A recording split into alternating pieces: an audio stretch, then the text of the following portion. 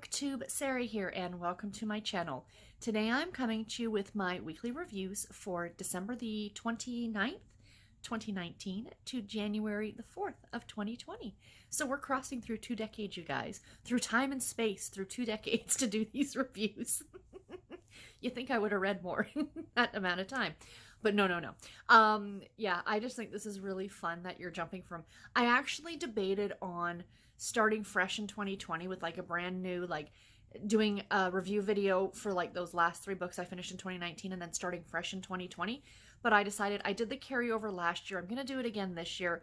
It's just a date. It's just a date on a calendar, essentially, you know? I like having that 1 week period of time. It's easier for me to keep track as well. So yeah, it's, you know, it is what it is. So I've got 5 books here that I want to share with you guys. 3 of them, three, are ones that I finished in 2019, the last 3 that I finished on New Year's Eve, and then 2 that I've finished so far this year, and 1 DNF, you guys. There is a DNF here. So 5 books and a DNF.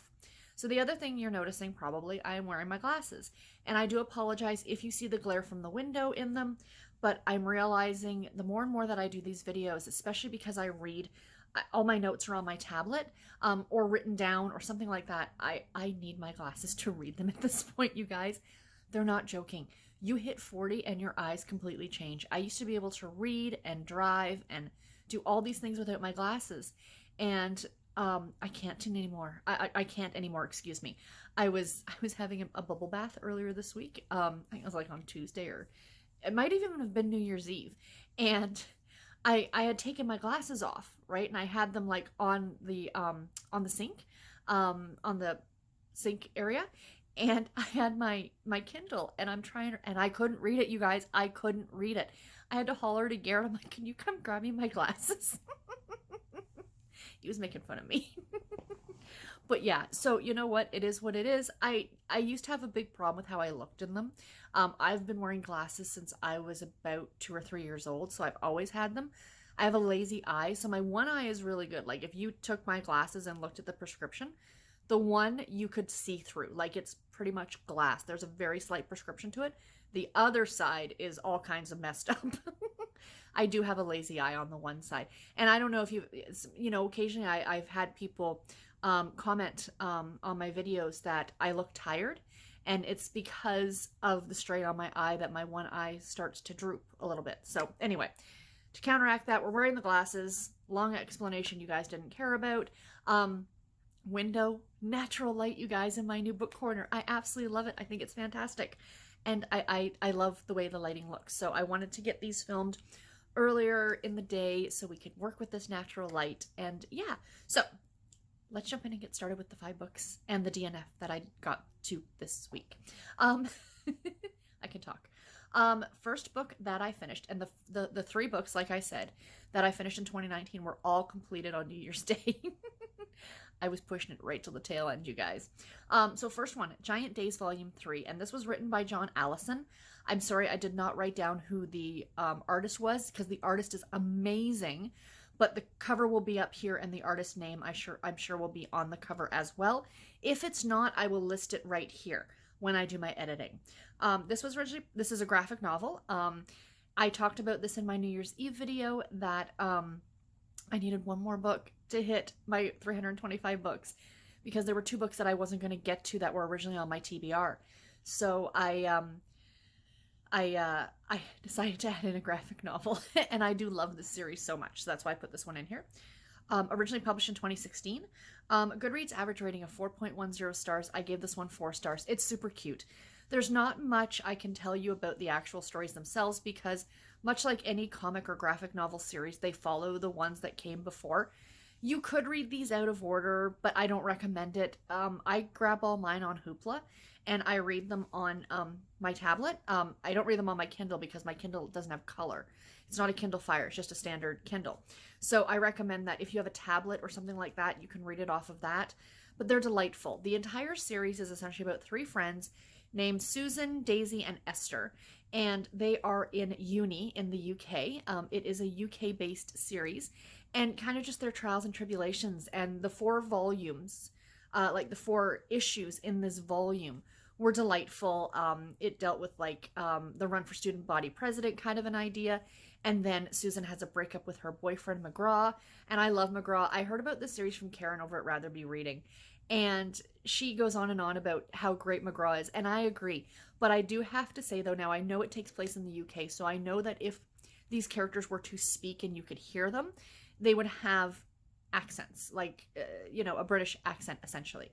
But McGraw, when he talks, I think it's the way he looks. I'll put a picture of just him up here if you're not familiar with the series. But all I hear in my head is the dad from Bob's Burgers. It's the way he looks. It's the mustache and, but that's whose voice I hear, which is totally not a British accent at all. But anyway, that's just kind of fun. So yeah, would I recommend this series to a younger audience? Not necessarily, because, well, I don't believe there's swearing. There is some adult situations. Nothing is graphic, but stuff is alluded to. There's also drinking.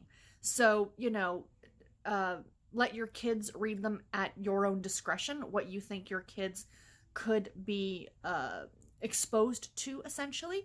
But it really is delightful, and I love it to pieces.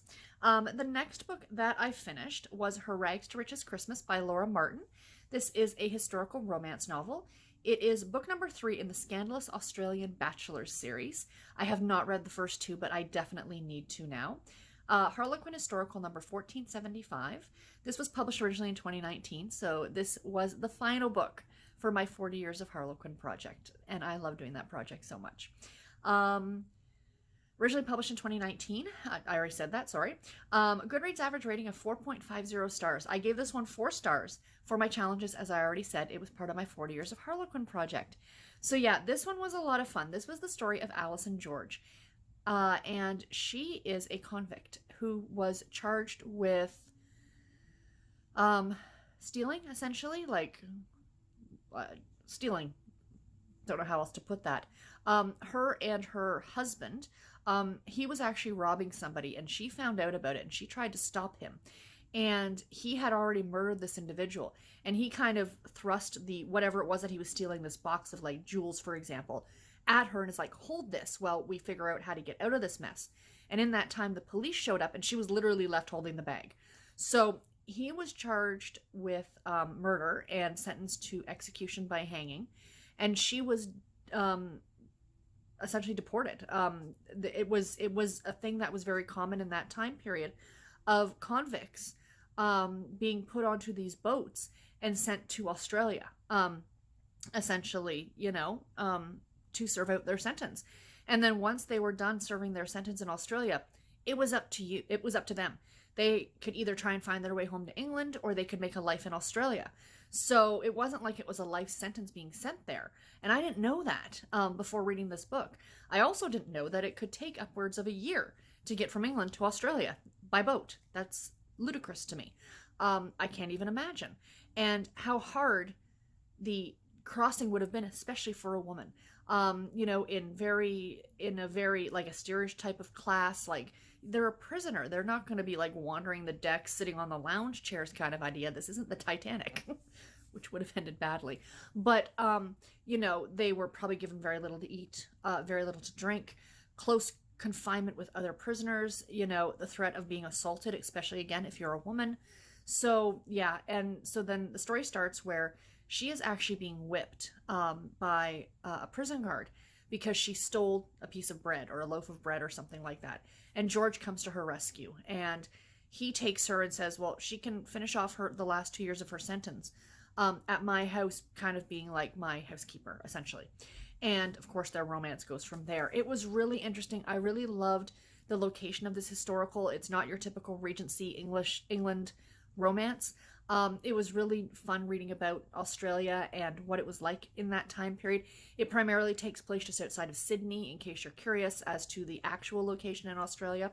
So you do meet the 2 characters from the first 2 books.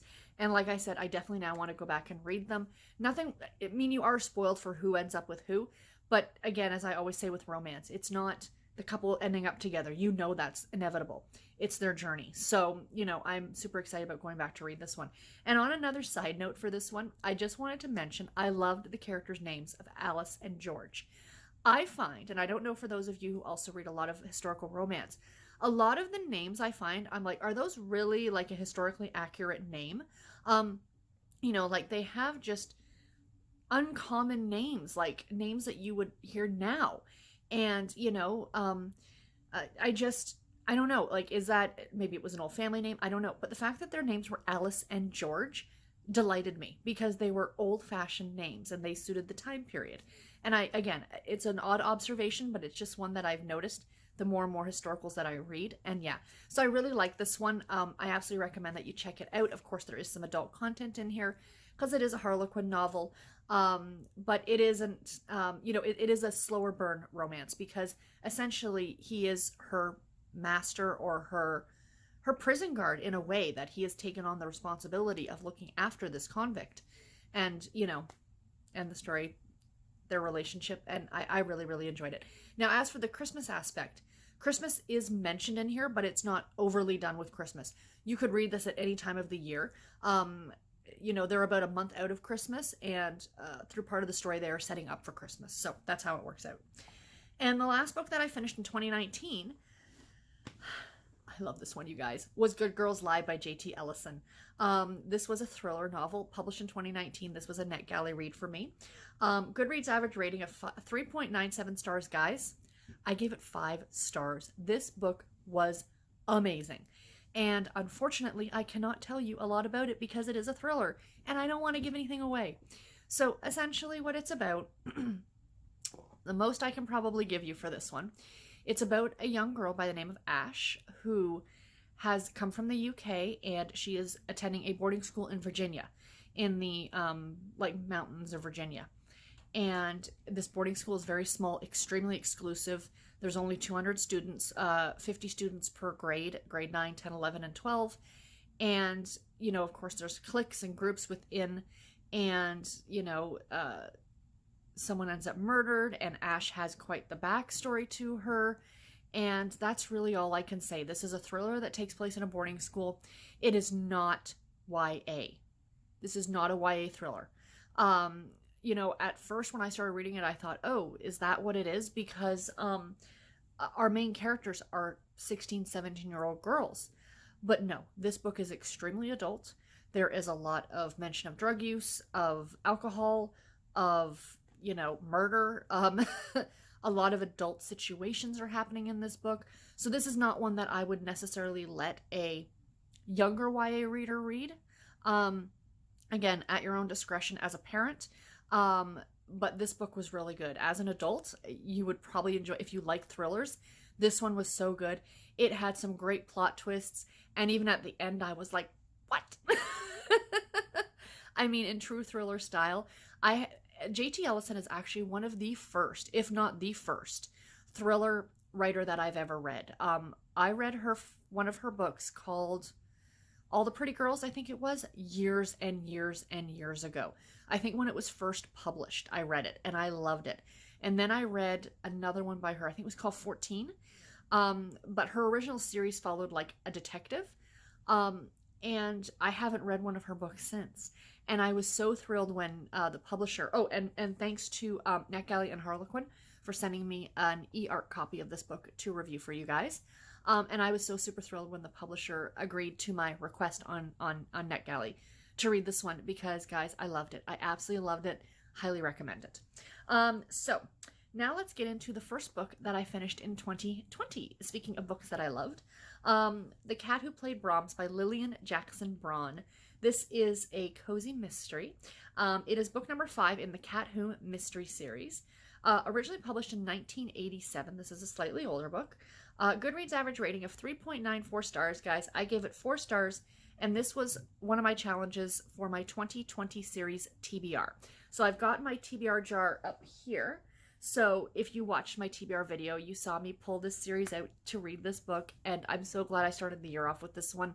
It set the bar. Even though I only gave it 4 stars, like it wasn't perfect, but this series just delights me ever so much. The older books, the first 3 or 4 books that were published in the series were actually written in the 1960s. So they are a bit problematic by today's standards. The way they talk about minorities, the way they talk about women, and things like that. But as the book came into the 80s, I think they got a little bit better.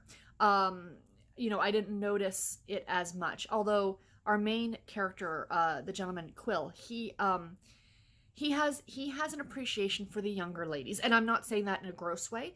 This is a man who's probably in his 50s, and he has his eye on girls. I don't say girls, women who are in their mid to late 20s. So to him, quite a bit younger, like about a 20-year age difference or so, 20 or 30-year age difference. But yeah, so the main premise, I just made him sound like a dirty old man, and he's not. It's all in the context, you guys. You got to read the stories. But he is a bachelor who has two cats named Coco and Yum Yum. And while I did mention he likes to kind of flirt, there is no adult content in this book. There is some drinking, although Quill himself is a recovering alcoholic and he does not drink at all. There is a murder in this story. Of course, it's a cozy mystery, and somebody is going to get murdered. The cats make this story and series for me. Coco and Yum Yum, the two cats, they are Siamese and they are delightful. You knew very well the author had cats and that she was familiar with the mannerisms and the way cats act and the way, you know what I mean, especially Siamese.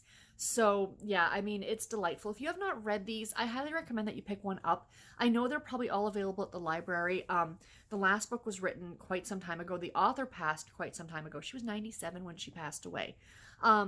And the last handful of books in the series, I have to admit, were kind of garbage. I didn't really like them because you could visibly tell that they were written by a ghostwriter. Whereas the original books, I really, really loved, and I'm still enjoying working my way back through this series. It was one of the first adult books, like books geared towards an adult audience, that I ever read when I graduated kind of from like the Sweet Valley, V.C. Andrews, time period. And my mom handed me one of these and she's like, I think you'd like this, check it out. And I really, really did. So yeah, I do recommend these because they are a lot of fun. Now on to the book that I DNF'd, you guys. And that was The Little Bookshop on the Seine by Rebecca Raisin. Yep, I DNF'd this one yesterday on Saturday. I had absolutely no interest in picking it back up. I got about 36% of the way through it. I had no major issues with it. I wasn't angry at the book. It wasn't like some moral reason that I didn't want to read anymore. It's not anything at all like that. I just wasn't enjoying it. And I thought, oh my gosh, this is a 10-hour long audiobook. And I had no interest in picking it up. Like yesterday, Saturdays and Sundays are my day to kind of sit here in the morning and relax and do some knitting and listen to an audiobook. And I just did not want to pick this one up. It was boring, you guys. That's about all that I can say. And I feel bad about saying that because this was a review copy that was sent to me by the publisher. And I hate doing this for review books, but you're not going to love everything that you read, whether it's a review copy or not. And I think that I would be doing a great disservice to you guys if I didn't tell you that I didn't like this book. So the story is about a woman by the name of Sarah who ends up doing a bookshop switch with her friend Sophie, who she's never actually met in real life, who lives in Paris. And the two of them switch bookshops. It's kind of like that movie, The Holiday. And I know a lot of people love that movie. I've never seen it personally, but I understand the premise of it. So they switch shops, and she is kind of overrun because her shop is very, not a lot happens. It's very quiet. She's actually not doing very well and is actually contemplating closing the shop because of sales. Whereas Sophie's shop is like booming and she's got staff. And my biggest issue with this one was the fact that nothing really happens. She travels from the US to Paris, and she works in the shop, and she kind of gets treated like dirt by the staff. She has a boyfriend who clearly, as the reader, he is sleeping with someone else. He travels for work to all these exotic locations. And every time he talks to her on the phone, there's always some woman in the background that he just like, oh, it's my camera woman, or, oh, it's my photographer, because he's a journalist. And the poor girl, she's a pushover, an absolute pushover for everybody that she deals with. And I'm just like, what is this? This is ridiculous. And then that's really all that happens at 36%. And I'm just like, I couldn't read anymore. So I DNF'd it. I did leave my review on NetGalley stating that I did not finish the book, and the reasons why: that I found it boring, that I found the main character a pushover. Now, this is a re-release. This one came out, I believe, maybe it was even independently published originally, and then it was picked up by Harlequin. and now it's being re-released with the cover that I am showing you here. It does take place a bit over the Christmas season, I think. I never got there, but Christmas is discussed. So, you know, read at your own risk, essentially. It's not a bad book. It's not anything horrible that happened. Our main character isn't killing puppies in the back of the shop, but I just found it boring. It is available on Scribd, even though it hasn't technically been released yet. The release date is listed as January 7th. So to buy the ebook and the audiobook on Audible, you would have to wait until that date. But the audiobook is currently available on Scribd. So if you want to give it a shot, go ahead. But yeah, just an FYI. And the last book that I read this week, I just finished yesterday or last night, was The Clue in the Diary by Carolyn Keene. This is a mystery story. Of course, it is Nancy Drew, the original series, book number 7, originally published in 1932. Delightful. Absolutely delightful. Average Goodreads rating of 3.95 stars. I gave it 3.5 stars. This was cute. What I find the more and more that I read these Nancy Drew books, as opposed to the case files that came out when I was, in the 90s, when I was like a teenager in high school, is how complex the original series actually was. There is so much in here about, a lot of lawyer speak, a lot of, probate and will reading and, stuff that you don't even see in cozy mysteries meant for adults. And these were meant for, essentially at the time, teenagers. And, my mom and I were talking about it yesterday in the car, and I was saying, how I'm reading back through it and how, I just finished the book number 7. And she said she remembers when she was a kid, and my mom will be 68. She just turned 67, and her sister's 68. And she remembers when her and her sister were little girls, and at the grocery store, they would, if you spent so much money, you could get a free book. And it was the Nancy Drew series, and I think she said Trixie Brendan or something like that. But she said she remembers her and her sister devouring them when they were younger. And so she, she just thinks it's really neat that as an adult, as a 40-year-old woman, I'm rereading through the series again. And these are all books that I read and borrowed from the library when I was a kid. But they're books that my mother also read. So they really do go through the generations. And it's so quaint, the 1932, publication date on this one. Now, I know that these are not the original text. I know for the first handful of books, they redid the text because they were quite problematic, even by many, many years ago standards. In regards to how people of color were treated, how women were treated, how minorities were treated. So, and I was talking to somebody on Instagram who has an account just completely devoted to Nancy Drew. And we were chatting because I had posted a picture of this book on Instagram and tagged it Nancy Drew, and I guess she searches the hashtag and found me. And we got talking, and she asked if I'd ever read the original text, and I said no. And she says, if you can, hunt them out, like, eBay, thrift stores, things like that, and there would be something on the book that says it's the original text. She says for a few of the stories, the actual plots are vastly different. So I never even got into the plot of this one. It is about a man who is an inventor, and this other man stole his inventions. And Nancy, of course, stumbles upon the case, and she's trying to find out, what's happening. And then at the very beginning, there's a fire, and she finds this diary, and all these things happen. These are really fun. The other fun thing that I'm really enjoying about reading them is that there are pictures in these books. There are graphics. It's not a graphic novel, but every 50 pages or so, you get like an actual, like, what are they called? Like a plate or something like that, like a graphic plate or something of an image. And they're so delightful. The clothing, the cars, it's truly like a time capsule in a way. And they're so much fun, and I love them. So anyway, guys, that is all the books that I read this week. Before I let you guys go, though, again, if you saw my TBR for January, you know this is something I'm doing now, that for all the books that I finished that were on that original TBR list, and there was only one this week, it was The Cat Who Played Brahms. The Nancy Drew book, even though I finished it, it's a book from this year that was not part of my TBR. So I'm adding more minis to my mini skein blanket, so I pulled the one out of the bag for The Cat Who, and I'm going to open this here and show you guys what yarn is going to go into the blanket. So only one this week. There'll probably be a lot more next week. But, excuse me. So when I do my Friday reads coming up later this week, you will see this square in the blanket. So let's open it up. It's like having a Christmas gift every week. Ooh, pretty, you guys. So there is the next square going into the blanket. Yay, I cannot wait. So some weeks I'll have more of these. Some weeks I, might not have any at all. It depends on what I finish from that TBR, my original TBR list. So yeah, so there's the next mini going into my blanket. So anyway, guys, now that is all that I have for this video. Please let me know in the comments below. Have you read any of these books that I've mentioned? What did you think about them? Or are you reading anything great? Did you start off with any good books in 2020? And if there's anything else that you guys want to chat about in the comments, please do. I love chatting with you guys. And yeah, until my next video, everybody, take care and happy reading. Thank you all so much for watching. Bye, guys.